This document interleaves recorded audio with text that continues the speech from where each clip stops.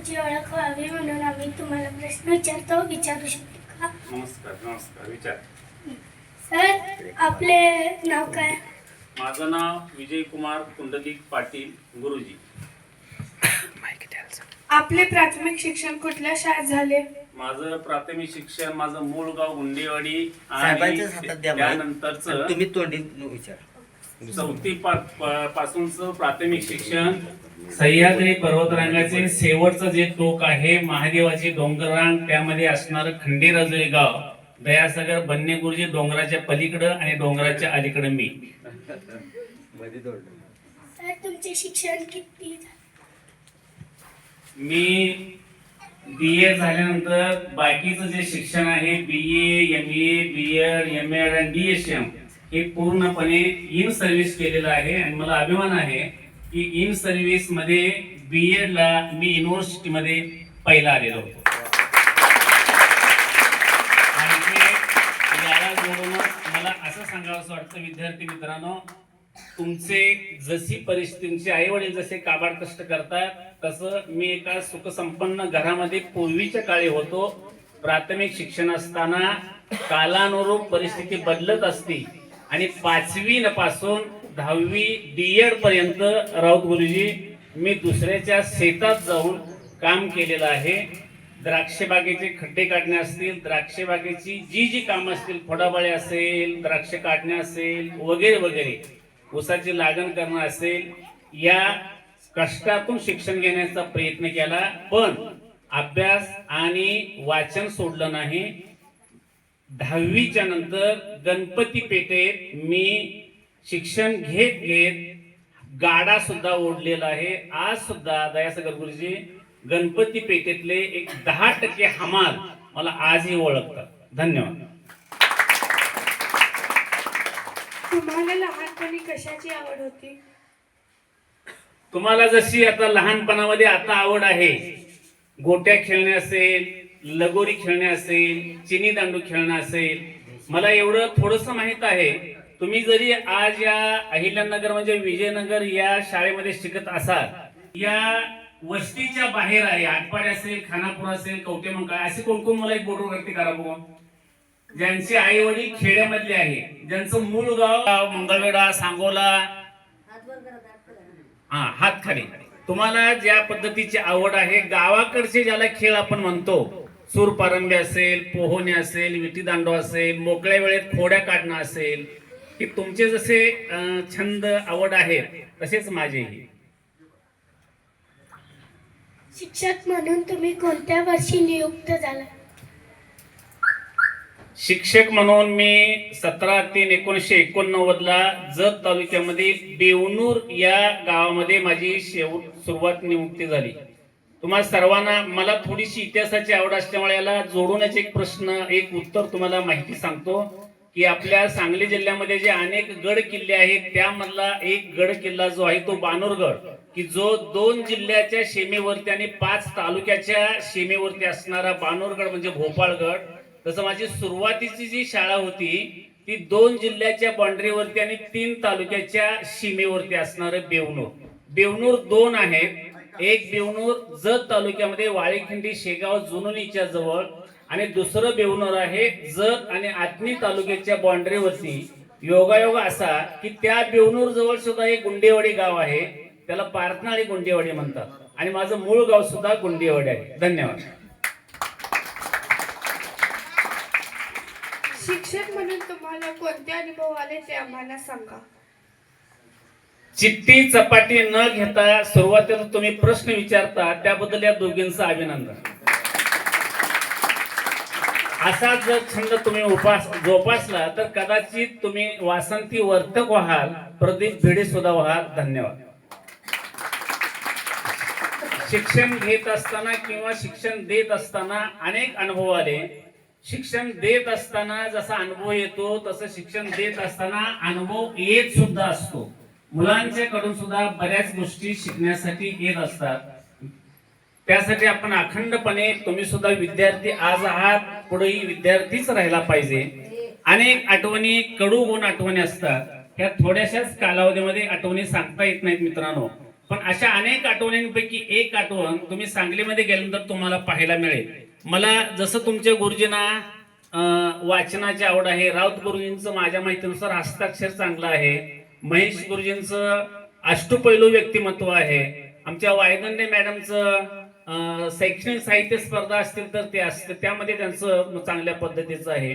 आपले मुलांचे गुरुजी ना ते त्यांचं एक प्रभावी समयसूचिकता कसे असावी ते त्यांच्याकडे उदाहरण आहे. किंवा तुमच्या शाळेमध्ये ज्या कांबळे मॅडम होत्या, सविता कांबळे, आज्ञाधारकपणा कसा असावा किंवा अध्यापन कसं करावं ते सुद्धा त्यांच्याकडून घेण्यासारखं.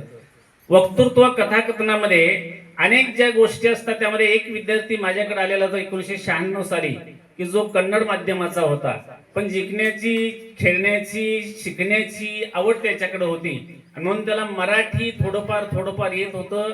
त्याला त्याच्यामध्ये वृंदीगत त्याच्या आई वडिलांच्या बरोबर मी आणि मला शिकवणारे जे गुरुजी होते जगन्नाथ गोविंद माळी गुरुजी, आपल्या महेश गुरुजींचे कदाचित ते पाहुणे असावेत, त्यांच्या सहकार्यानं त्यांना वक्तृत्व कथाकथनाची थोडीशी आवड निर्माण केली आणि तो विद्यार्थी 1996 ला माध्यमिक शिष्यवृत्ती परीक्षेमध्ये जिल्ह्यामध्ये 4था आला आणि कथाकथन आणि वक्तृत्व स्पर्धेमध्ये सलग 3 वर्ष जिल्हा स्पर्धेमध्ये प्रथम आलेला होता.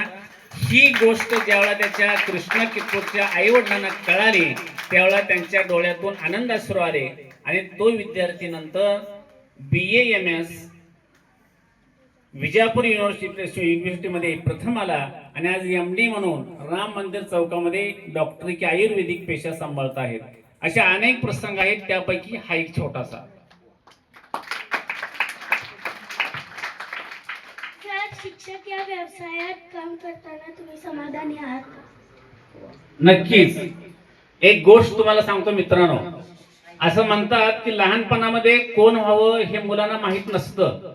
साधारणपणे 8वी 9वीच्या नंतर जर आपण सजग असू, प्रत्येक गोष्टीकडे जाणीवपूर्वक लक्ष देऊन योग्य पद्धतीनं थोरामोठ्यांचा आदर्श घेऊन त्यांचं मार्गदर्शन घेऊन जीवन जगण्याची कला आपल्या मनामध्ये जर असेल तर पुढे आपण कोण बनायचं हे मनामध्ये ठरवलं जातं 9वीच्या नंतर. 9वीला मी शाळा शिकत असताना WW नावाचा एक विषय होता, व्यावसायिक जगाची तोंड ओळख.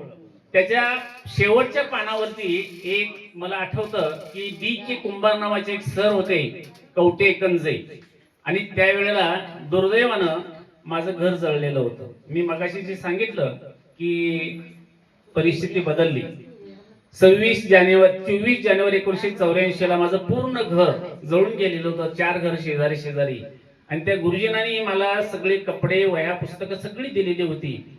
आणि मग दिल्यानंतर मला असं त्यांनी सांगितलं की तू शिक्षक व्हायचं, आणि मग त्यांचा इतिहास त्यांनी सांगितला आणि म्हणून माझ्या मनामध्ये ती प्रेरणा निर्माण झाली आणि व्यावसायिक जगाची तोंड ओळख WW नावाचं जे कार्यानुभव सारखी जी पुस्तकं होती त्या पुस्तिकेच्या पाठीमागच्या बाजूला एक मोकळं पान असायचं, तुम्ही कोण बनणार, आणि त्यावेळेला मी लिहून ठेवलेलं होतं की मी गुरुजी बनणार, मी शिक्षक बनणार.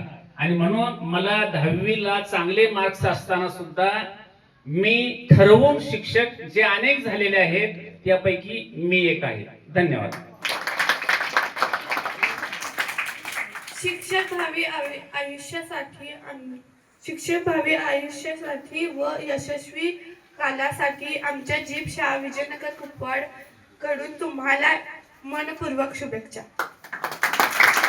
धन्यवाद. शिक्षक या पदावर तुम्ही काम करताना मुख्याध्यापक झाला तेव्हा तुम्हाला कोणते अनुभव आले? शिक्षक बनल्यानंतर मी मुख्याध्यापक झालो. मुख्याध्यापकाला जी कुटुंब प्रमुखाची जबाबदारी पार पाडावी लागते ती जबाबदारी मला मुख्याध्यापक झाल्यानंतर पार पाडावी लागली. थोड्याशा अडचणी आणि कटकटी येत होत्या जशा आज समाजामध्ये येतात, कारण 30 वर्षापर्यंत मी असिस्टंट शिक्षक असताना मुख्याध्यापकाने हे काम करा ते काम करा असं मी कधीही कुणाकडूनही मला सांगण्याची गरज नव्हती, कारण स्वतःहून अंतःप्रेरणेनं माझ्याकडे जी कला आहे, माझ्याकडे जे गुण आहेत त्या पद्धतीने मी करत होतो. तसं आपली सुद्धा श्रद्धा असती, आपलं सुद्धा मत असतं की त्या पद्धतीनं दुसऱ्यांनी करावं, पण ते सर्वच गोष्टीमध्ये होतं असं नाही. आणि म्हणून ज्याच्याकडं जो कलागुण आहे, ज्याच्याकडं ज्या विषयाची व्याप्ती भरपूर आहे, त्याला अनुसरून जर त्या सहकारी शिक्षकांच्या बरोबर, अधिकाऱ्यांच्या बरोबर योग्य पद्धतीनं समाज भान ठेवून, समाजाची योग्य पद्धतीनं मदत घेऊन, त्यामध्ये वेगवेगळ्या संस्था असतील शाळेसाठी काम करणाऱ्या, त्यामध्ये विद्यार्थी पालक संघ असेल, शाळा व्यवस्थापन समिती असेल, यांना जर आपण जर विश्वासात घेतलं आणि सरळ मार्गाने जाणाऱ्या माणसाची वाट कधीही चुकत नाही असं म्हणतात, या उक्तीला व्यवहार आणि नियम यांची सांगड घालून काम करण्याचा प्रयत्न केला तर प्रत्येक गोष्ट यशस्वी होती. त्या पैकीच एक मुख्याध्यापक हे पद.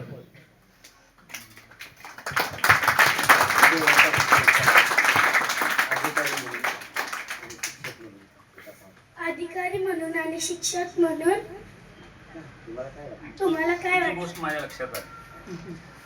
शिक्षक आणि अधिकारी या दोन्हींच्या मध्ये तुम्हाला योग्य पद कोणतं किंवा समाधान कोणती असं तुला विचारायचं असेल कदाचित. दोन्हीमध्येही मी समाधानी आहे. मी शिक्षक होतो, आजही शिक्षक आहे, शेवटपर्यंत शिक्षकच राहणार. शिक्षकांसाठी ज्या गोष्टी करावयाच्या असतात, करून घ्यावयाच्या असतात, त्यामध्येच हे एक पद आहे शिक्षण विस्तार अधिकारी. आणि त्याला जेवढा न्याय देता येईल तेवढा न्याय देण्याचा मी निश्चितपणाने प्रयत्न करीन. पदाचं नाव शिक्षण विस्तार अधिकारी जरी असलं तरी शिक्षणाच्या शिवाय सुद्धा बाकीच्या गोष्टी सुद्धा याच्यामध्ये अंतर्भूत असतात. मग त्यामध्ये स्थानिक स्वराज्य संस्थांमध्ये जे वेगवेगळे विषय असतात त्या विषयाला अनुसरून कामकाज पाहावं लागतं. दोन्हीमध्येही मी समाधानी आहे. धन्यवाद. तुमच्या भावी आयुष्यातील सरासरी समाधानासाठी तुम्हाला आमच्या जिल्हा परिषद शाळेकडून खूप खूप शुभेच्छा. तुम्हाला सर्वांना माझ्याकडून ही मिरज पंचायत समिती शिक्षण विभागाकडून खूप खूप शुभेच्छा.